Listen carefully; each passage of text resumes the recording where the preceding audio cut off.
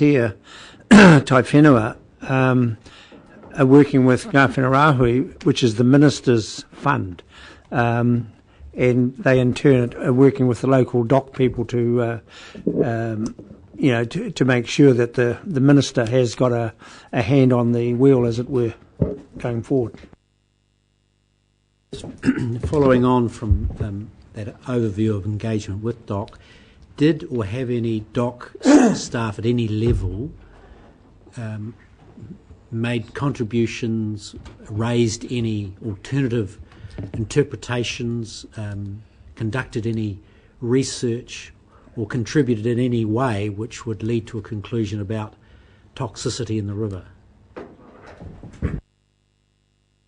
I think I was on leave during that last session, that technical session, so sorry but I think Mr Maxwell's perhaps better because he was there, so I couldn't give a categorical statement. He could probably give a better answer, I think.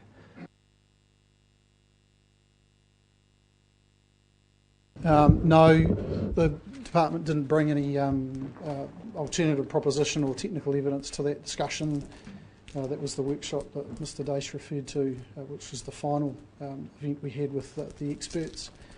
And in fact, during the course of that conversation, at the very end of it, we took the time to allow parties to reflect on it and offer whether there were outstanding matters or areas of concern they felt hadn't been addressed, and there were none put to the table at that point. Just expanding it a little bit, Mr Maxwell, over, say, 3 years of stakeholder engagement, of which DOC were an important party to the discussions, has there ever been any dialogue, indication, passing comment about toxicity as a result of the dam process? No. More that, and the trouble is we're getting a report on a shadow report that we don't actually know what says, so we could be totally being misled what the context of it is.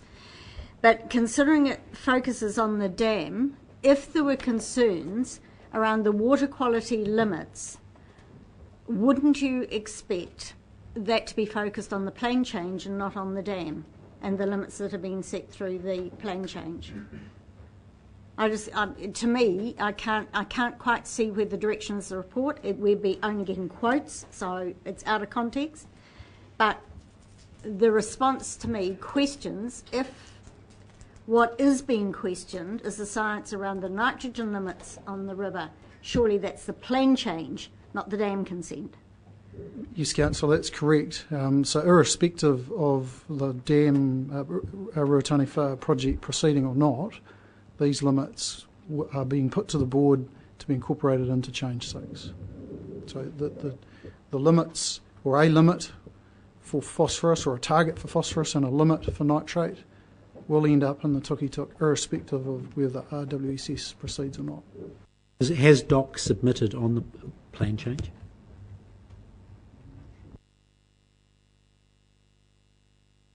No, they've made some comments about this, some submissions about the scheme and its effect on its conservation land at the top of the reservoir.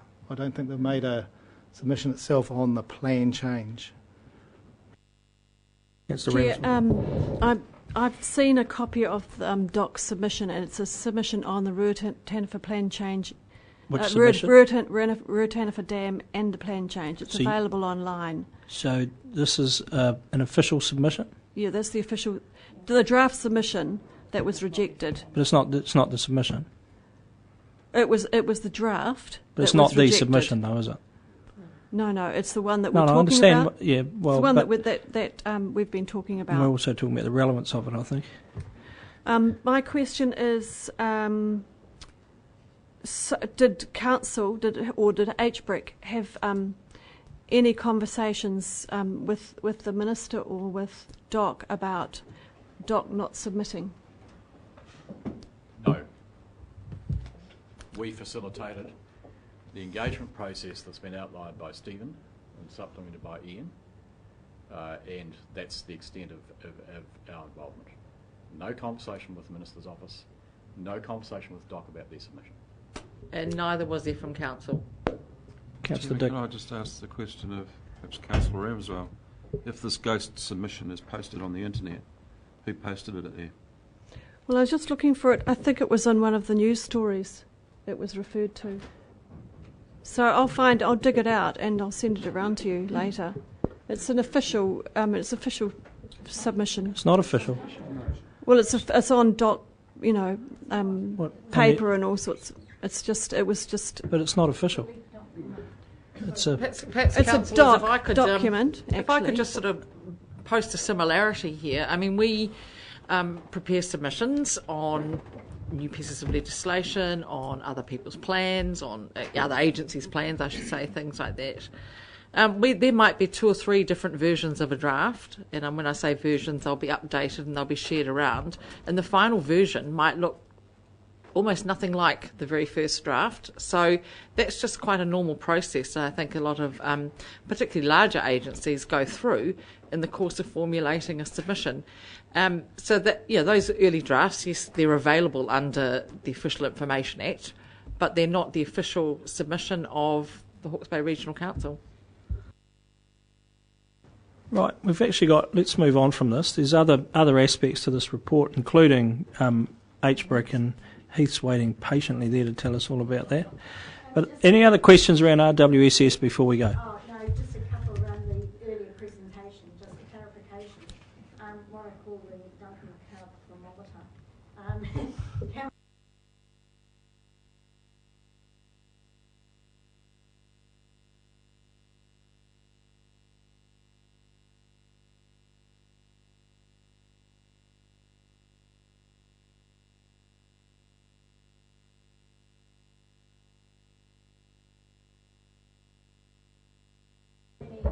Yeah, that's it today. 87. Okay. Mr. Chairman, through you to the managing director.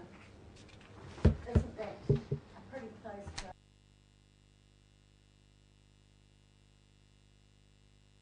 to... It's, what is it? 300,000 cubic metres away from the target figure a month ahead of time. So this is actually, we can actually do this... No, actually, no, I'm going to elaborate on that. Sorry, to be absolutely precise. In terms of the council, you really want to trace it.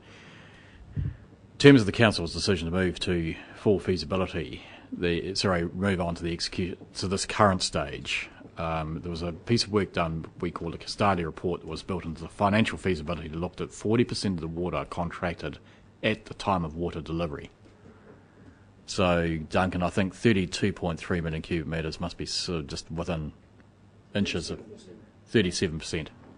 So, and that's I mean, it's not contracted, but it's ahead of financial close. So I think the real point is that a number of that type or a bit better would be a really positive thing prior to financial close. That's yeah. It's a pretty good result. Oh yeah, no doubt about it. It's very strong interest. Genuine interest from this community around. And I'm just going to make another point. People are starting to understand the transparent price and value of water security in that particular instance. Right, Councillor Remusel?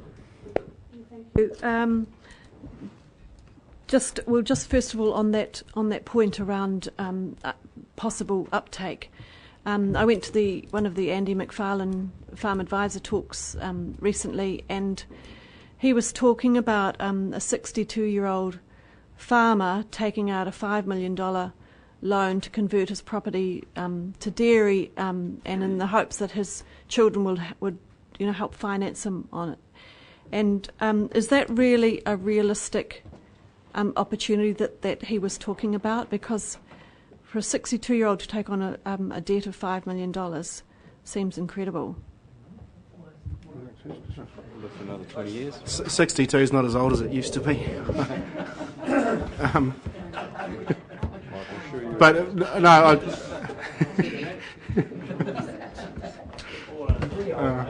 Order, let but no, a fair question. And to be fair, farming is a capital-intensive business, and anyone wanting to expand a farming business genuinely has to take on a fair amount of leverage to do that.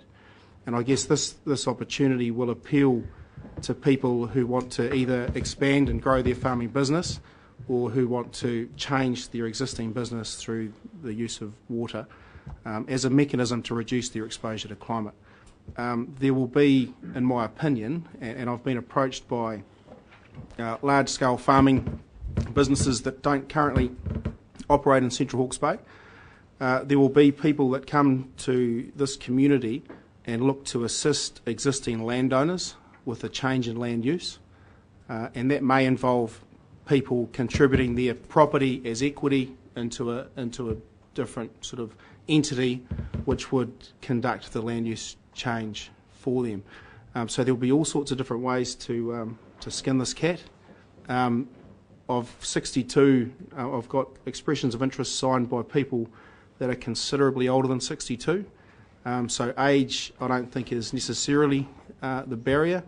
Financial capacity, the amount of leverage in their existing business, age, succession, they'll all be different considerations for each farming business that considers taking on water and making use of it. So each will have its unique challenges and opportunities and see it a little bit differently. But $5 million doesn't buy you a particularly large farm these days, I guess is my point. And indications are that the rural real estate market has strengthened over the last few months up and down New Zealand. So it is a market that's moving a wee bit.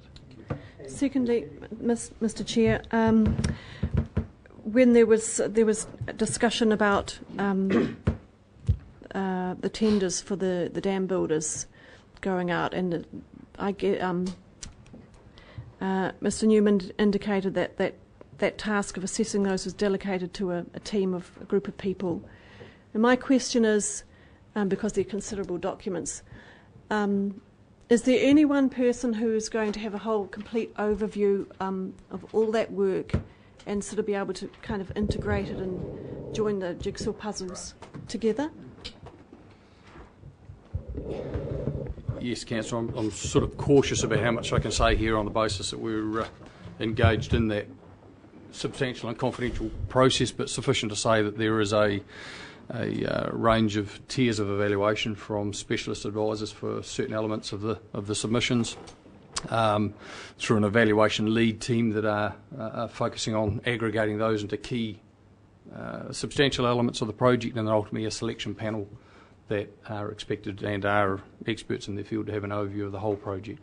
So it's a three-tiered aggregated process that we're going through to end up hopefully and ultimately a decision. So there will process. be at least one person who has read everything and understands it more or less. There are 7 people associated with the selection panel that will be doing that. The whole thing. Okay, thank you. Thirdly, Mr. Chair, read in the media, or there's a press release earlier about the Tamatea Taiwhenua having a contract with HBRIC with $8 million for mitigation and over a period of time. Why was that information never brought to this council table?